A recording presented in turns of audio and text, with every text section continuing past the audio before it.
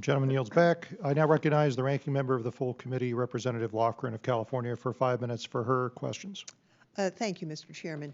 I want to return to a point that I raised in my opening statement. The non-consensual manipulation of people's photos and the rampant, uncontrolled dissemination of sexualized images of children is evil, disgusting stuff.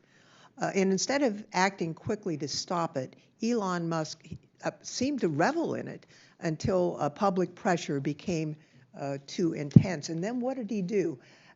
He has now said only paid subscribers can have access to Grok's image generation feature.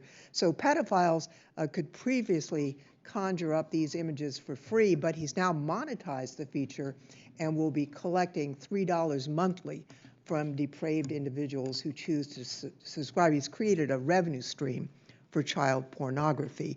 It sure looks like laws against the creation and dissemination of child sexual abuse material are being broken. However, President Trump is sending American taxpayer dollars to XAI through a deal made in September. Essentially, we're paying Elon Musk to give perverts access to a child pornography machine. Now, you're the president's chief science and technology policy advisor and the administration's point person on AI, so we want you to give us answers on this. I'm going to be sending a letter shortly to initiate our investigation into this issue, but anyone with a stake in this should be working to determine what went wrong and to ensure it never happens again. I welcome all of my colleagues, both Democrats and Republicans, to join with me in sending this oversight letter, which I shared with Chairman Babin yesterday. Stamping out child sexual exploitation should not be a partisan issue. Now, I have several questions for you, Director. Were you involved in the decision to enter into the partnership with XAI, allowing federal agencies to utilize Grok for government work? Is the General Services Administration partnership with XAI still active and being used to integrate Grok into federal agency work streams, even with the disgusting news of the past few weeks?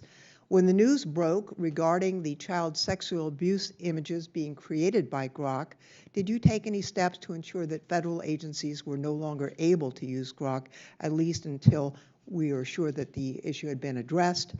Have you personally briefed President Trump on the recent events involving Grok? You're the highest-ranking science advisor in the White House.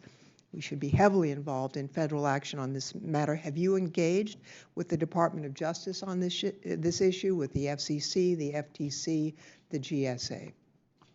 So I'm not involved in procurement decisions at the GSA. I think, broadly speaking, the Trump administration is committed to protecting the dignity and the privacy and the safety of children in the digital age. The misuse of AI tools requires accountability for harmful or inappropriate use, not necessarily blanket restrictions on the use and development of that technology. On the issue of Grok, which I'm not personally involved in any way, if the federal employees are misusing a government AI platform in a harmful or inappropriate way, that should be addressed, and those people should be removed from their positions. I don't have any specific insight into the federal procurement process, but I would refer you to an April 2025 OMB memo titled Accelerating Federal Use of AI Through Innovation, Governance, and Public Trust. That memo provides guidance on how agencies can promote the responsible adoption, use, and continued development of AI while ensuring appropriate safeguards are in place to protect privacy, civil rights, and civil liberties, and to mitigate any unlawful discrimination. Now, as many people on this committee know, the Trump administration has clearly demonstrated our willingness to implement guardrails against inappropriate use of AI, as evidenced by the signing of the Take It Down Act by the president that was signed last May. If I may, Mr. Kratsios, yes, the GSA is doing this, but we are essentially paying Musk, and we're going to have a problem here. I mean, inevitably, there's going to be misuse, but even if we fire federal employees who create pornography using Grok, that we would be paying Mr. Musk until he creates a barrier to this misuse is very troubling to me. I'm for technology. I'm from Silicon Valley. I grew up there and still live there. But if we do not resolve misuse, we're going to have a serious impediment to the development of AI, in addition to the impact on employment. I'm just noting that the ranking member of the subcommittee mentioned employment. Manufacturing employment is down 68,000. We lost 161,000 blue-collar jobs last year. So with that, Mr. Chairman, I yield back, and I will make available this letter to you, which I've already shared with Chairman Babin.